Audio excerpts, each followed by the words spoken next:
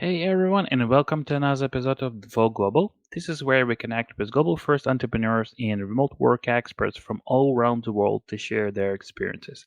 Our guest today is Jacqueline Basulto, founder and CEO at SeedX. Jacqueline, thanks for joining us today. Thank you. I'm excited to be here and talk about something we're really passionate about, which is global talent. Sure. Okay, so Jacqueline, your achievements are truly remarkable, making it to the Forbes 30 under 30 list and leading CDAX to become this number one woman-owned digital agency in the US. So, with that in mind, can you briefly introduce yourself to our listeners and maybe take us on this quick tour of your journey to where you are now? Sure. Thank you so much. That means a lot. Definitely couldn't have done it without my team, so I'm excited to talk about them. I'm Jacqueline. I'm originally from New York City. Grew up in a Hispanic Latin American family, and I went to Columbia University.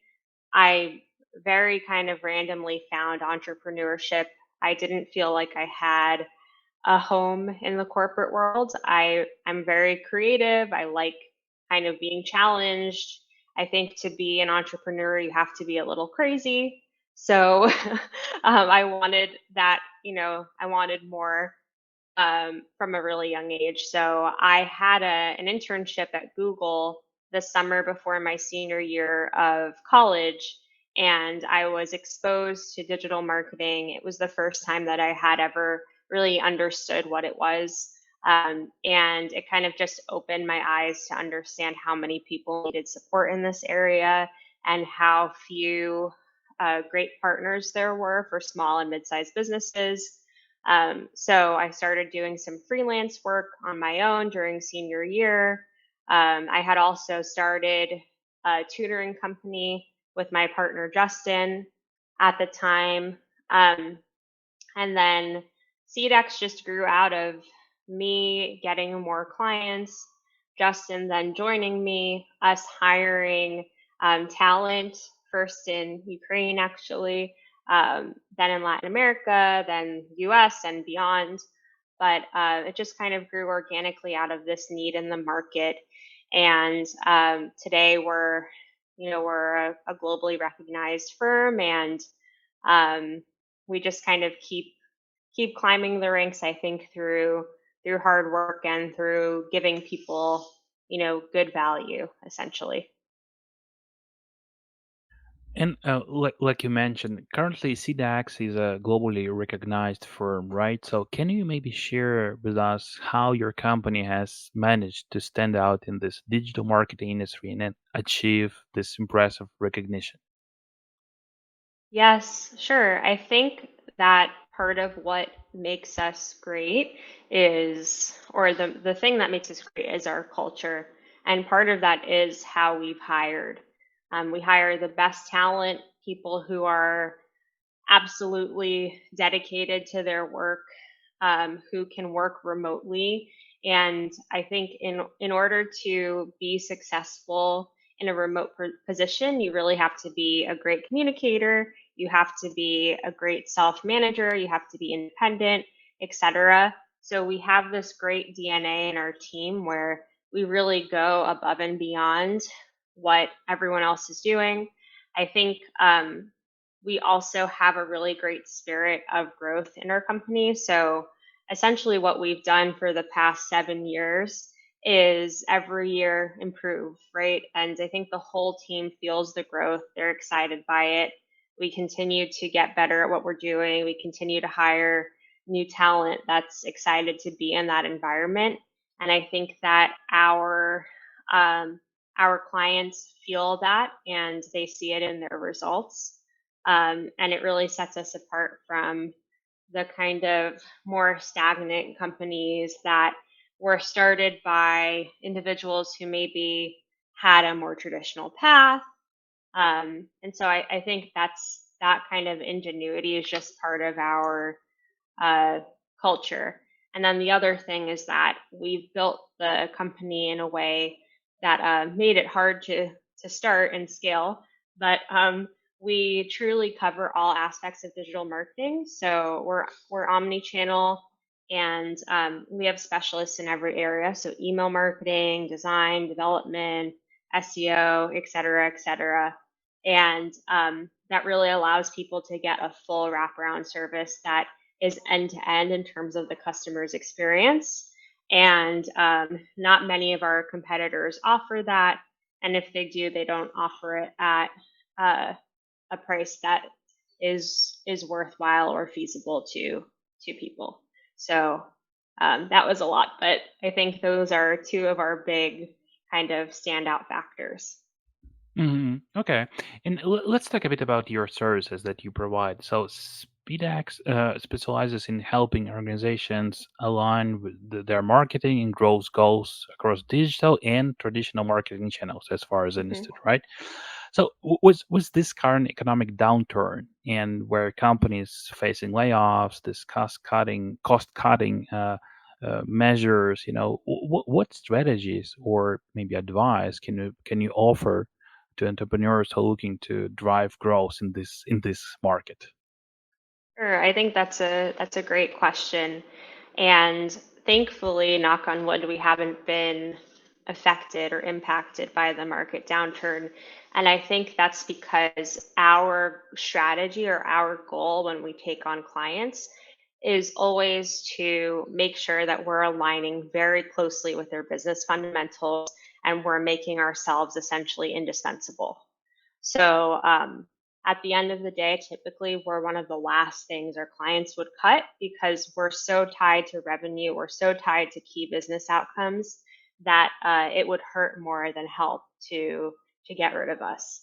So if you can do that with your business, if you're in the B2B market, I think that's the thing to do, because not only does it make you indispensable, but it's really easy to show your value to your partners as well. And that's what we do and why we don't call ourselves necessarily a marketing company, because we go beyond just the creative impressions, etc. And we're really talking about revenue markers and other really key things that businesses can't do without. Yeah, that's a very cool strategy. Okay, so let's talk about your team. Like you mentioned, you have team like in different countries. As far as I understood, that's the U.S., Ukraine, Argentina, Colombia, Kenya, Pakistan, and I guess a couple more. Yeah. Yeah. So, so my first question in terms of your team would be, what made you want to create such a spread out team in the first place? Yeah, I'd love to say that it was a master plan, but it really wasn't. It came from necessity. I started SeedX when I was 22. I had no money.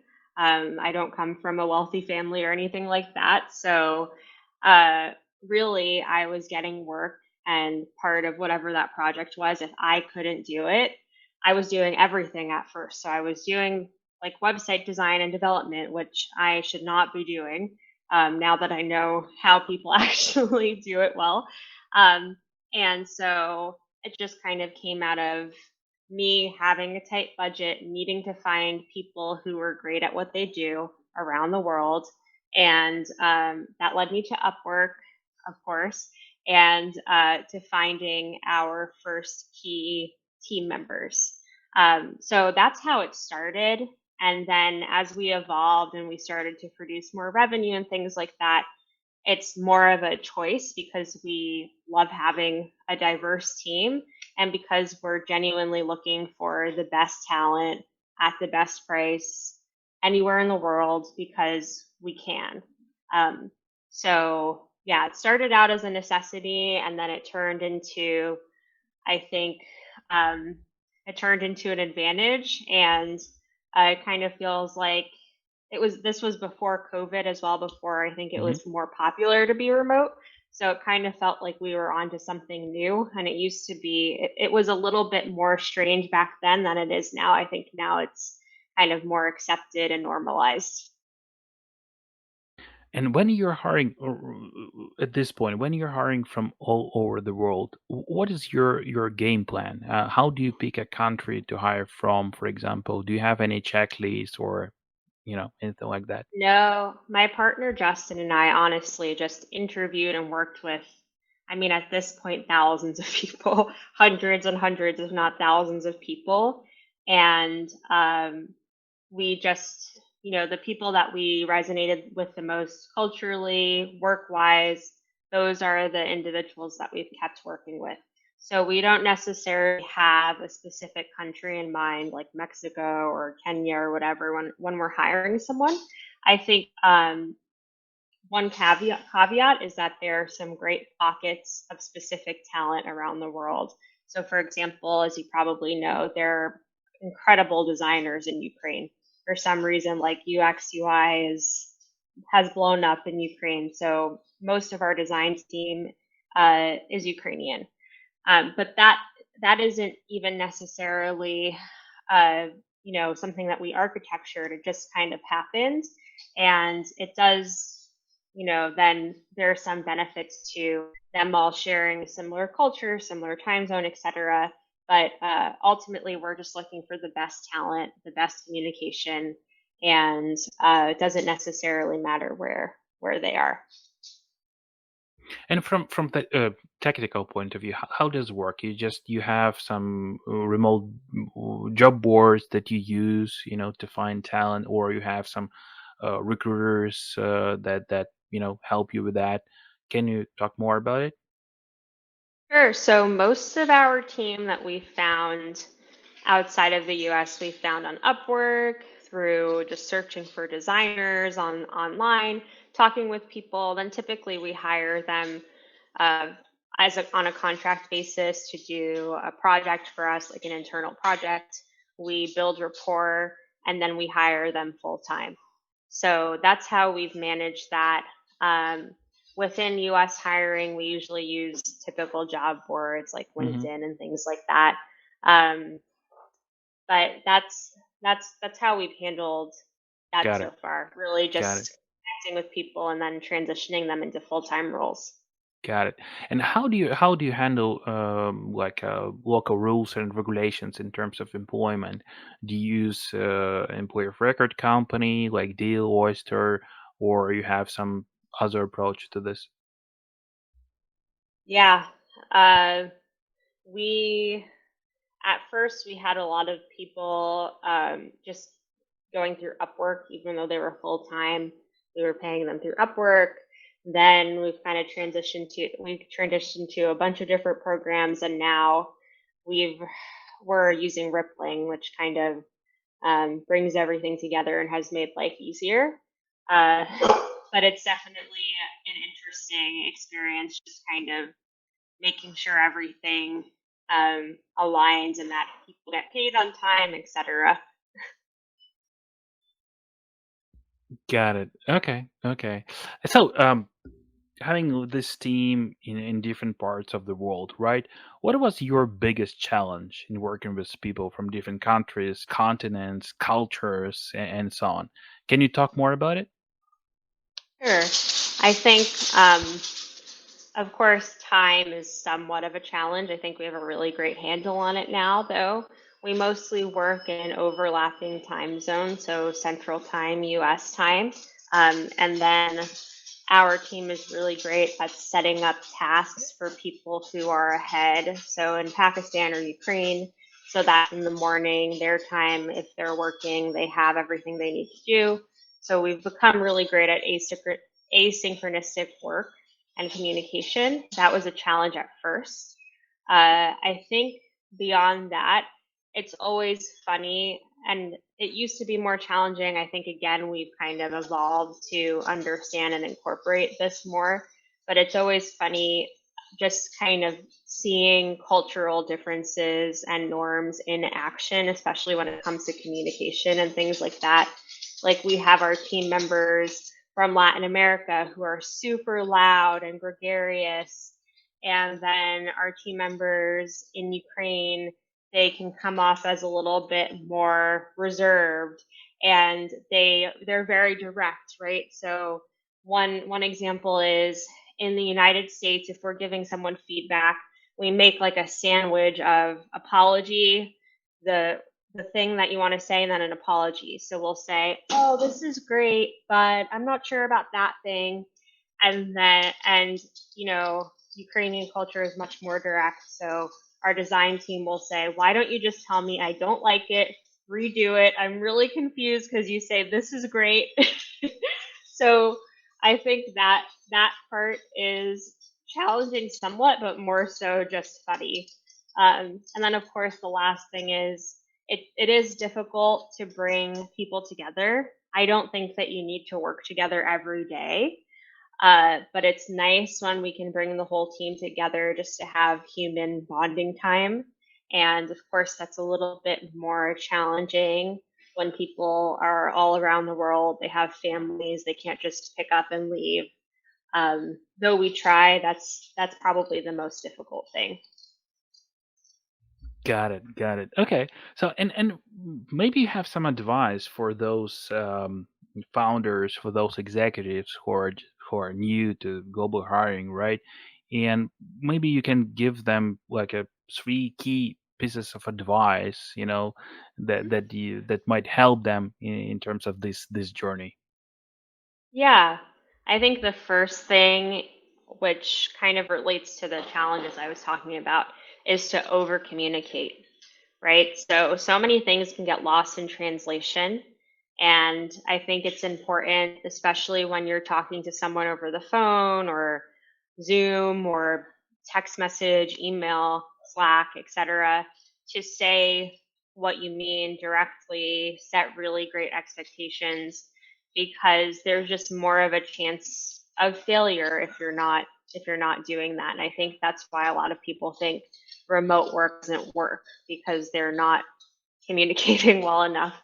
Um, the second thing I think is to kind of get rid of this idea that you're hiring globally in the first place. I think that everyone is just a person, right? And people just live in different places, but we all have the same level of knowledge exists in different countries, the same level of humanity. People are worried about their families. People have the same concerns and thoughts and feelings and skill levels. And um, that's almost a reason I don't even necessarily talk about the fact that our team is global too much, because I don't consider them like different from if I had a team of all American people. So that's the second thing. And then I think the third, hmm, communication is so important. I think the third, as a leader, I think it's even more important if you're hiring remotely to have a really strong understanding of of what your team is doing. So I think a lot of times I'm just trying to think of situations where remote work fails.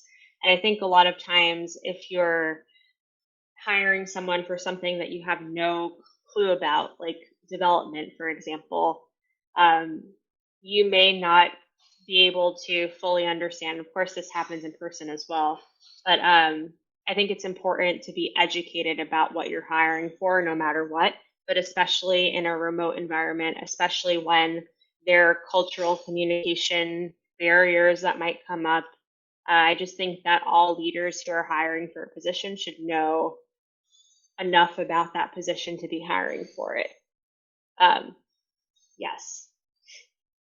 Yeah, that's great. Thank you for that for that advice. And so probably my last question. I know that you have this global first company, not only from the team perspective, but also from the client's perspective, right? So you work with different Mhm. companies, including Fortune 500 companies. So with that, could you share some insights on how you approached expanding your services globally? Can you talk a bit more about it? Sure.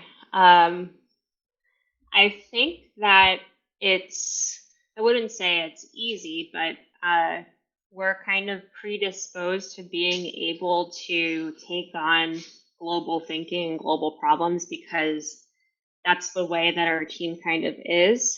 We come to things expecting that there are differences in communication, expecting that there are differences in culture. And so if we're taking on a project, even if it's within the United States is an amalgamation of different types of culture. Like New York City is very different from Kansas, which is very different from Hawaii, etc. So I think that our sensitivity to audiences is important, and it's just kind of part of how we're used to communicating to each other every day anyway. um, I think that's really the biggest thing. I think that you would really struggle to do a marketing campaign if you couldn't put yourself in the shoes of the person that you're marketing to, right? So that's really all I can think of. Okay. Good, good. So I guess we're good. So thanks a lot for sharing your insights on uh, global business expansion or international hiring, on this challenges, obstacles of hiring globally. So yeah, we wish you and your company all the best in your journey. Thanks a lot for your Thank time. I you. appreciate it very much. Thank you. That was a fun conversation. I appreciate it as well. Yeah. See you.